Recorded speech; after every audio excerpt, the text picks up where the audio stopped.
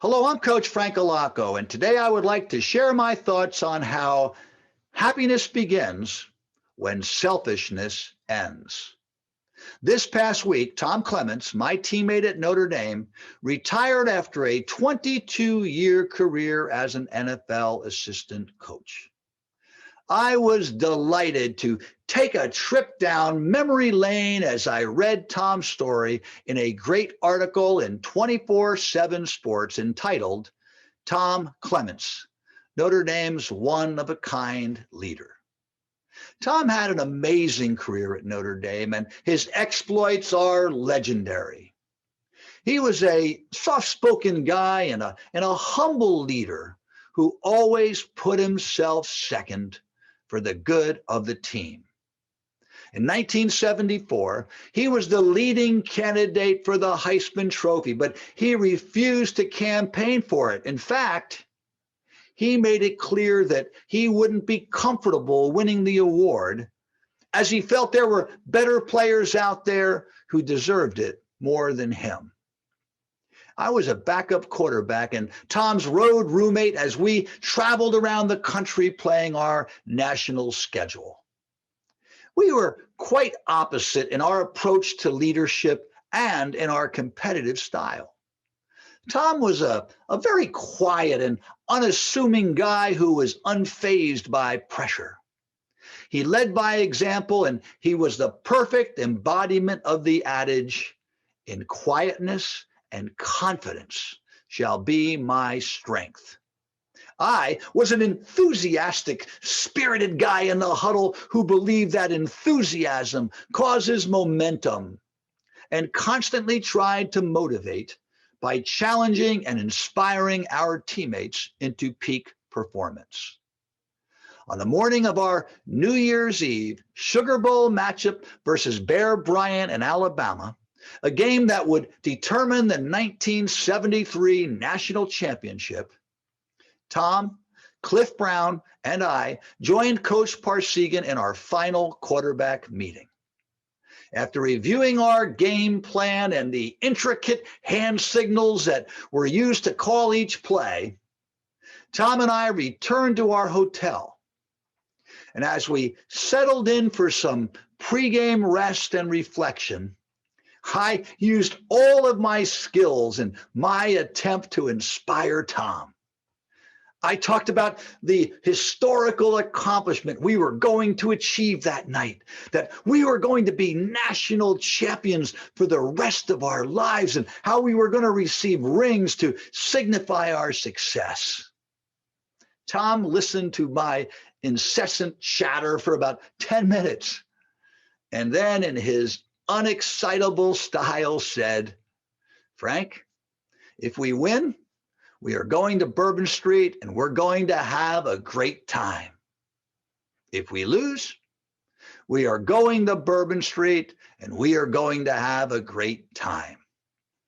Hours later, with the Irish clinging to a precarious 1-point lead in the Sugar Bowl, we faced a 3rd and 9 situation in a game whose momentum had clearly shifted toward the Crimson Tide. Coach signaled for a tackle trap pass, and Tom dropped back stoically into our own end zone. And while the defenders closed in, he ignored the pressure. He calmly stepped up and threw a 36-yard strike to Robin Weber, who bobbled the ball before securing it and the 1973 national championship. The article on Tom glowingly addressed the admiration and love that he had earned from his teammates. It also described the day when he and I arrived early at practice. We swiftly climbed the new practice observation tower with our choreographed plan to surprise Coach Parsegan and imitate his coaching mannerisms. Our carefully crafted plan was eventually stymied by my fear of heights. It was so heartwarming to feel the friendship that we had developed in our Notre Dame years portrayed in this story. Days after reading this article, I watched the final moments of Tampa Bay's Super Bowl victory and saw Blaine Gabbert, their backup quarterback, walk down the sideline and excitedly hug Tom Brady. The genuine love and admiration that he bestowed on Brady made me think back to my relationship with Tom and the transformation that occurred as my mindset changed from an angry, consumed competitor to a devoted friend and teammate. When Tom and I first arrived on campus in the summer of 1971, I was disappointed but not surprised to see him listed as the #1 quarterback on our freshman team. Tom had had an amazing career at Bishop Canevin High School in Pittsburgh, while my senior year at New Providence High School in New Jersey lasted just 2.5 minutes when my collarbone was broken in the first game of my final year. When I arrived at Notre Dame and saw that depth chart, it was very clear that I had an uphill battle. I was able to climb that depth chart to #2. But Tom's ability and presence was too much to overcome. That first year in South Bend was absolutely miserable. Although our freshman season consisted of just 5 games, I have to admit that I was waiting for Tom to falter. I was desperate for an opportunity, obsessed with obtaining my chance to shine. My focus was distorted as I was so consumed with my dissatisfaction. But in our sophomore year, I watched Tom emerge as the starting quarterback on the varsity team.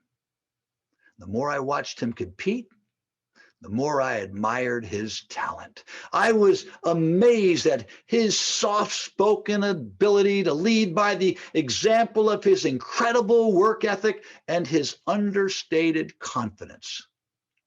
We were paired in quarterback drill work, and as our skills and friendship developed, I realized that the frustration I was experiencing had nothing to do with him. It was a direct result of my immaturity and lack of perspective. The next 3 years saw his talents continue to emerge and my attitude continue to evolve.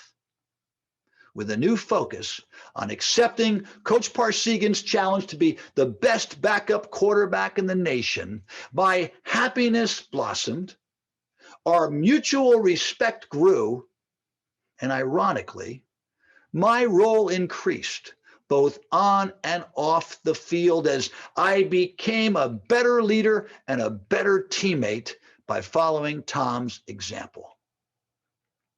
With Tom's retirement from football, I wonder where have the years gone, and wish we could turn back the clock and put on our blue and gold uniforms and once again experience the special bond between a quarterback and his backup.